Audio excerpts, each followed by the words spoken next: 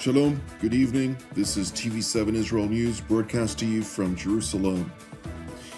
Despite Houthi ballistic missile fire toward Israel, the Iranian proxy is turning desperate in the face of an intensifying American military offensive. U.S. President Donald Trump stresses that his decision on Iran will be made soon. French Foreign Minister Jean-Noël Barrot urges European vigilance to guarantee Europe's national security interests are preserved vis-à-vis Iran's nuclear program. The IDF ratchets up the intensity of operational activities throughout the Gaza Strip, gaining ground in multiple hostile sectors, to include the successful encirclement of the border town of Rafah, which is situated adjacent to the Gazan border with Egypt. Meanwhile, in the town of Rafah proper, IDF troops located a significant weapons cache and several tunnel shafts used by the Islamist Hamas and its terror affiliates, including a shaft that was located within a kindergarten's courtyard. אנחנו נמצאים כאן בגן ילדים באזור רפיח, ושם פירות פה את הכינות לימוד שנמצאות כאן לגן, ומודל הציורים על הקירות. הקצה יש פה דשות, יש פה קרוסלה, תחתיו נמצא ממש פה גינה בקצה.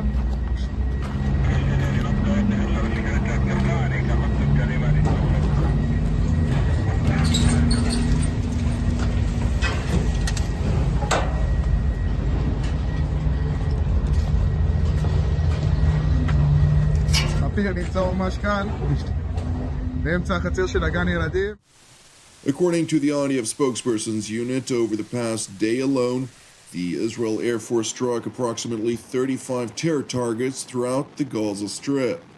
Among the targets struck was a weapons manufacturing site in southern Gaza and a launching site containing launchers with rockets that were directed toward Israeli territory.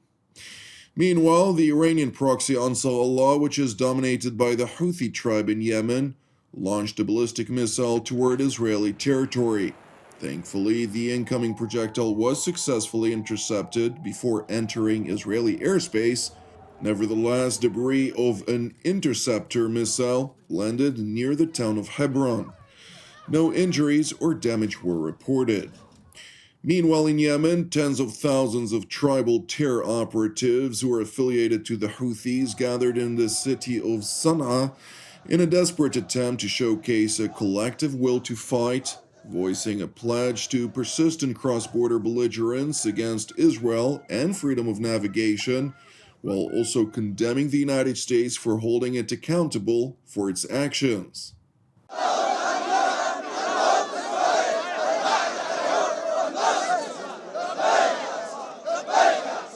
To the evident dismay by the Iranian proxy Ansar Allah, it bitterly fails to mount any type of counteroffensive against U.S. Central Command's ongoing aerial and naval campaign against Houthi targets across Yemen, with U.S. Secretary of Defense Pete Hegseth stressing time and again that the only way for the Iranian proxy to end the American campaign against it would be for the terror group to end its blatant aggression against maritime shipping in the strategic Strait of Bab el-Mandeb and adjacent waterways. The Houthi campaign has been devastatingly effective. It continues to be focused on establishing freedom of navigation. When the Houthis decide to not shoot at our ships and our assets, we'll step back. Iran's got a big part of that equation as well in sending that message. Secretary Hegseth further stressed the Pentagon's preparatory work to provide President Donald Trump a list of contingencies in relation to Iran's nuclear program in the event that diplomacy fails. President Trump's been clear on that. Iran should not have a nuclear bomb, nuclear weapons. We very much hope the President is focused on doing that peacefully. That's very much what we would prefer as well. Our job at the Defense Department is to make sure we have all the assets available for any possible contingency, and that's what we'll continue to do. But the President is focused. There are negotiations ongoing. It's very much, as he's made clear, our preferred track. Our job is to devastate the Houthis and open up those shipping lanes, and we'll continue to do that. It is important to know that nuclear talks between the United States and the Islamic Republic of Iran began on Saturday in the Gulf Sultanate of Oman. Ahead of the talks, the Ayatollah regime staged a protest aiming to signal Tehran's undeterred resolve to maintain its nuclear program.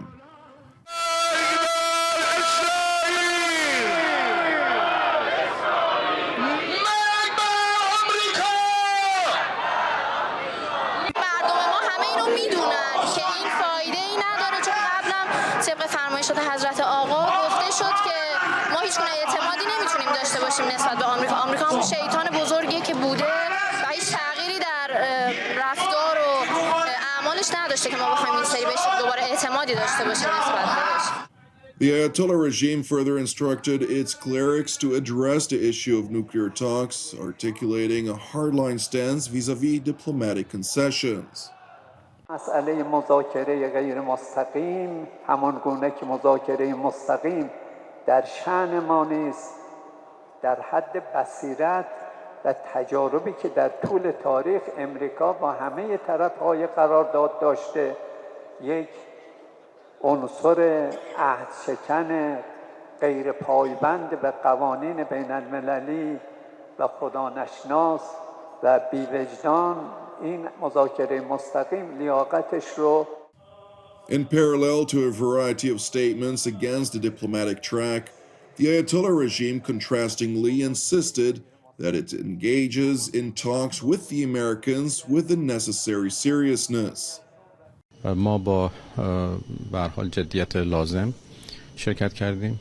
نیت ما رسیدن به یک توافق منصفانه و شرافتمندانه هست از موضع برابر و اگر طرف مقابل هم از همین موضوع وارد شده باشه انشالله شانسی برای یک تفاهم اولیه که منجر به یک مسیر مذاکراتی بشه وجود خواهد.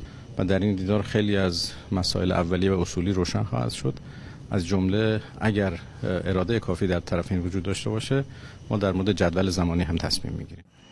The Iranian foreign minister who made those remarks prior to the meeting went on to stress that the negotiations with the American delegation would be held indirectly. اون چه که الان روشن هست این که مذاکرات غیر مستقیمه و از نظر ما فقط در موضوع هسته‌ای هست و با اراده لازم برای حصول به یک توافقی که از موضع برابر باشه و منجر به تأمین منافع ملی مردم ایران بشه صورت خواهد گرفت. Following the negotiations, which were held for a total of 45 minutes away from the cameras, it was revealed that the Iranian delegation met with their American counterparts for direct talks. Nevertheless, when asked about the direct discussions, the Iranian top diplomat downplayed its significance. به نظرم چیز معمولی بود. ما در هنگام خروج خب دو تا هیئت با هم برخورد داشتند و ما یک چند دقیقه رو گفتگو کردیم. این امر پذیرفته شده هست. ما در برخورد با دیپلمات‌های آمریکایی همیشه نزاکت دیپلماتیک رو رعایت کردیم. این بار هم در همون حد، در حد به هر حال یک صحبت اولیه سلام علیکم اینها به اصطلاح انجام شد و بعد محل رو ترک کردیم. چیز فوق‌العاده‌ای نبود. Meanwhile, in the United States, White House Press Secretary Caroline Leavitt stressed, following a conversation she had held with President Trump the evening prior, that all options are on the table and Iran has a choice to make. And he has reiterated repeatedly to all of you publicly and also privately to his team here at the White House, his ultimate goal and the ultimate objective is to ensure that Iran can never obtain a nuclear weapon. The president believes in diplomacy, direct talks, talking directly in the same room in order to achieve that goal. But he's made it very clear to the Iranians, and his national security team will as well, that all options are on the table and Iran has a choice to make.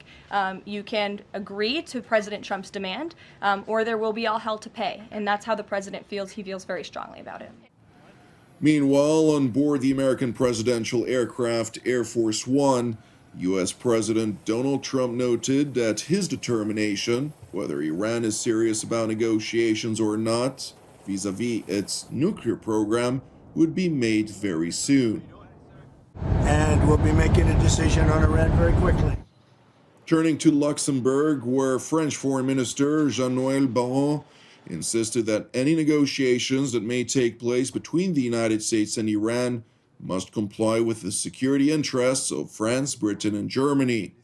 Paris's top diplomat, who spoke on the sidelines of an EU foreign ministerial on the topics of both Gaza and Russia, went on to express the necessity for European vigilance. Dans le même temps, les États-Unis ont engagé une discussion ce week-end avec l'Iran. Nous accueillons cette démarche très favorablement, mais nous serons vigilants avec nos amis et partenaires britanniques et allemands à ce que les négociations qui pourraient s'engager soient bien conformes à nos intérêts de sécurité s'agissant du programme nucléaire iranien qui présente pour le territoire français et le territoire européen une menace significative. Thank you for watching TV7 Israel News.